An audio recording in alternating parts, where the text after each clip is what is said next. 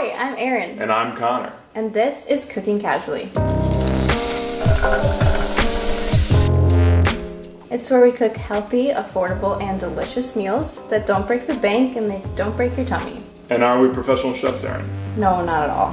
That's okay, we're everyday people like you. We have the skills and the confidence to cook these meals, and we want you to feel confident as well. And we will prove that to you, so just keep on watching. Also, you're probably wondering, how did we meet? Erin, how did we meet? We used to serve together at Birchwood Cafe. Shout out Minneapolis. That's right, Birchwood Cafe in Minneapolis, Minnesota. There's a coffee named after it. And we became friends, and Erin would come over and she'd cut my hair. And then as part of just like a way to extend the visit, we would make a meal together because we both love to cook. And this meal that we're making today was the very first meal that we cooked together, actually. It was the very first meal that we cooked together. It's a crowd pleaser. It's Tuscan Kale white bean soup. Erin is actually a nutritional therapist. Nutritional therapy takes into account the way our ancestors used to eat. The foods that they cultivated, they were real, they had a life, they weren't processed or modified. Nutrition is actually really simple, and we can show you how. For our pantry basics, I have some olive oil. We're also using some crushed canned tomatoes. These are things that you can keep on hand and make a lot of different meals with. I've got some sea salt. We're also using white beans. You can get these in the bulk section or in a bag too as well, and I keep them on hand all the time. And I've got some rainbow peppercorns.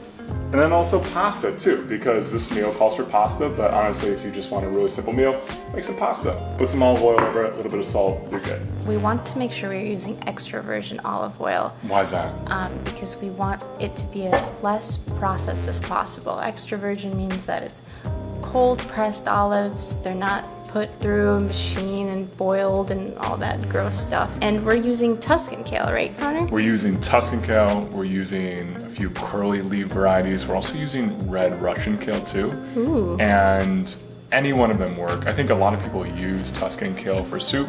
And since like different kales have different textures, you might use them in different ways. But at the end of the day, it's all gonna work. It's all gonna be just fine for soup. I would say that the Tuscan kale is the best maybe for soups just because it's so, it can be easily tendered and it's so full and rich and its color is beautiful. Yeah. So. And it does like still retain a little bit of texture to it, whereas like it's not that mushy kind of. Like a curly leaf kale can get kind of a little bit like mushier in soup, and some people don't like that texture. We're gonna chop things up. We're gonna get the carrots out, make the flat edge right so that we can chop them super easily. Gonna get the celery, cut it right across, cut it into thin little dices. Then we're gonna get the onion. Connor, do you wanna tell us your onion trick? Yeah, sure. So when you're cutting anything, you wanna make sure you have a sharp knife. And you also wanna make sure that you're creating a flat edge too as well.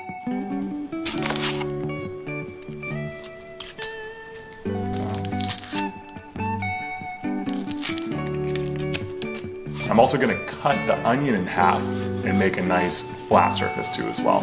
So if you cut the onion through the stem instead of cutting the stem off, you cut the onion in a way that doesn't release those chemicals that can make your eyes cry. And then so once you have all three of these vegetables together, you have your celery, your carrots, your onions, what are you gonna do? We're gonna get out the pot. We're gonna get out the pot, turn it on. We're gonna use extra virgin olive oil and a little bit of avocado oil, and that's gonna help balance the smoke points actually. So olive oil doesn't have a super high smoke point, so we don't wanna get it too hot, and the avocado oil is gonna help balance that out and give us some more healthy oils. And we're gonna wait till they start shining and shimmering, and then we're gonna toss in those veggies. This is gonna smell so good. Right, and at that point you're gonna toss in a bunch of salt and pepper. And you're also gonna toss in green baked beans too. Yes, and we're gonna stir this up. And this is called sweating. So this is where the onions and the carrots and celery, they start to get a little bit translucent. They start to lose some of their juices, and it all is coming together. And this is when you want to stick your face in there and really get a whiff, because this is the best thing about cooking right here. It's right here. Let's get our garlic out, and we'll start making little slivers of the garlic. And then we'll make a little hole right in the center of all our veggies. Pour some olive oil in there, and throw in the garlic. We don't want it to get burnt, so we're just gonna stir it up quickly for about a minute or so before we mix it in with everything else. We're gonna let the garlic come together with those other veggies, only for about 30 seconds, and then add in tomatoes. Yes, so we're gonna glug those tomatoes in, and then we're gonna let it simmer down about 8 minutes or so. At this point, you can also add in the herbs too. In this case, what kind of herbs are we using? We're gonna use some thyme, some parsley, some oregano, and some rosemary. Now, this is just like an added bonus. So if you don't have those herbs, it's okay. And honestly, like you buy them at the store, they can be spendy. So That's no true. need. But they just add some aromatic flavors in there. They do. Not to mention like a ton of nutrients. There's so many micronutrients in herbs. We're gonna cut up some kale. Some have really thick stems, like this Tuscan kale. You can take your thumb and put it on the stem and then kind of like move it forward, put that in a bowl, and then at this time, the soup is probably ready for the vegetable broth.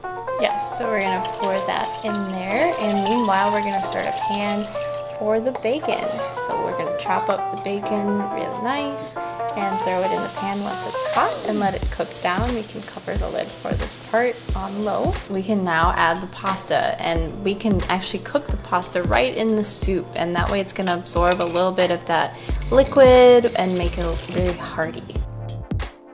And then at the end, the last few minutes, you can add the beans, you can add the bacon, you can also add the kale.